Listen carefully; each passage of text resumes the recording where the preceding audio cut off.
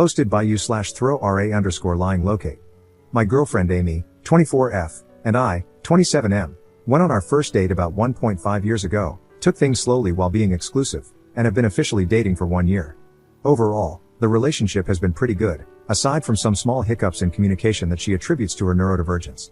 Amy isn't great with texting, which I initially thought was a red flag until I found out she's like that with almost everyone, including most of her friends and family. To give a little background, Amy and a few of her girlfriends attend this conference a few states away twice per year. It's a 2-day event, which they usually turn into a 5-day vacation because it requires a flight and hotel, and it's in a nice city. Amy's friend group is typically very active on social media during these trips, posting on their Instagram stories at all points, flights, conference, beach, etc. This weekend was supposed to be their third time attending. Amy and her friends had their flights and hotels booked for a few months, as confirmed by some of their posts on social media, expressing excitement about having everything booked. Unfortunately, the conference was cancelled, but since they had already booked everything, they decided to still enjoy the vacation. My girlfriend and I had a date night last weekend. She was telling me how excited she was for her trip. Everything was good, but at the end of the date, I caught a glimpse of Amy's phone. She was on her airline app, and it looked like she was reading cancellation policies. We had a long day, and I was tired and felt like I was snooping/being nosy, so I didn't say anything. During the week, I asked Amy to hang out the day before her flight, emphasizing that I wanted to see her before her trip. Unfortunately, she was meeting up with her group of coworker friends, so she couldn't. No worries. On the morning of her flight, I texted her, wishing her a safe flight and a happy trip, and she liked my message.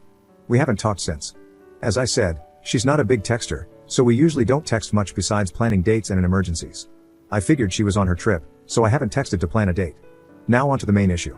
Amy is supposed to be a few days into her trip, and I noticed that none of her friends were posting on Instagram. I thought that was weird because they usually post a lot, but I shrugged it off. That was until tonight. Amy started posting videos of herself at a show. It looked fun, and I didn't think twice about it, until the ending, where the show host called out, "Thank you," followed by the name of the major city near where we live, about a 30-minute drive. I looked up the name of the show, and sure enough, it was in that nearby city this weekend. Meaning she wasn't on that vacation after all and never thought to mention it to me.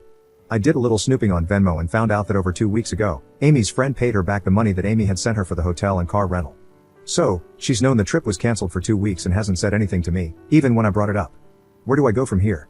I feel like I'm suddenly spiraling, overthinking everything lately to see if I've missed any signs. I've already started assuming the worst, and I'm panicking. I'm out of town for the weekend, and this has completely thrown off my trip. Is this worth a conversation, or is the relationship already over? Is there any reason she wouldn't have said something by now? Even if she tells me the trip was cancelled when I see her before I confront her, would that still justify not telling me until after the trip? Please, any advice is greatly appreciated. Thank you.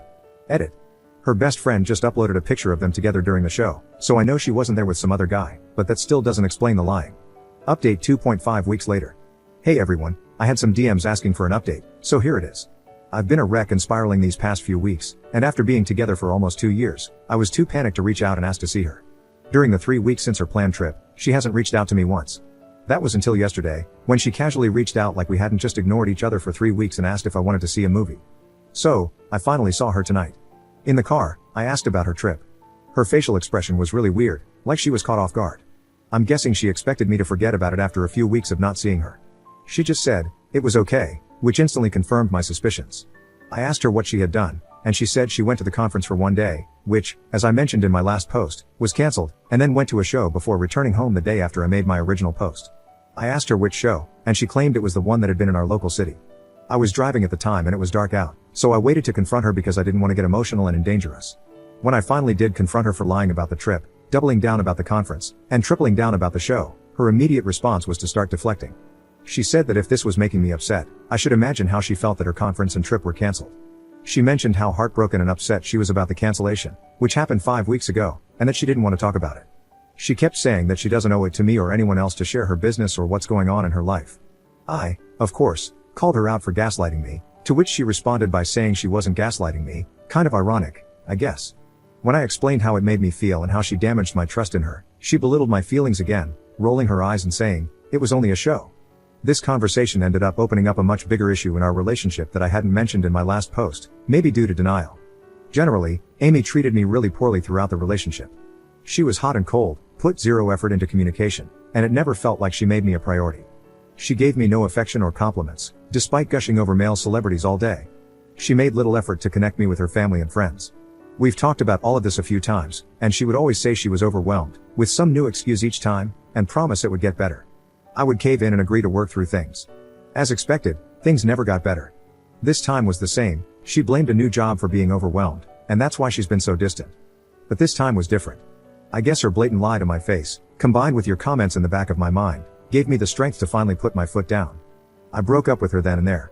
She kept begging me for one more chance, asking me to think it over for a few days, saying she cares about me and didn't intend to hurt me, all that nonsense. But the whole time, I was the one bawling, and there wasn't a single tear on her face. It really broke my heart to end things, but I've also grown to hate myself for putting up with her treatment for so long.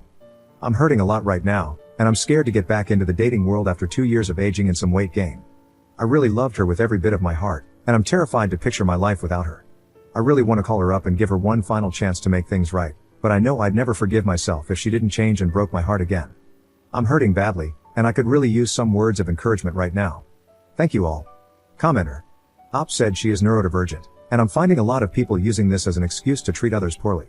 Oh, I have poor communication skills, etc. It's become such an easy cop-out for avoiding accountability for one's crappy, hurtful actions. I had an ex who decided at one point to self-diagnose with autism so he could constantly use it as an excuse for belligerently disregarding people's feelings. He had demonstrated for years prior that he was perfectly aware of how hurtful his behavior was, he just didn't care. Suddenly, he claimed he had no idea. The motherfudger was an absolute manipulator. He always knew exactly what effect his actions would have and did it on purpose. That was one of the final straws that led our whole friend group to jettison him, actually, because everyone's response was, "We've met autistic people before, and no, you definitely aren't." I've never met an actual neurodivergent person who, if you plainly tell them that something they said or did was hurtful and explain why, wasn't immediately remorseful and apologetic for causing hurt, even though they had no idea they were doing so. Most neurodivergent folks don't want to hurt anyone and are mortified when they realize they have unknowingly done so. The ones who just say, "Oh well, I'm neurodivergent, so you have to deal with it," whether real or fake, are just colossal jerks.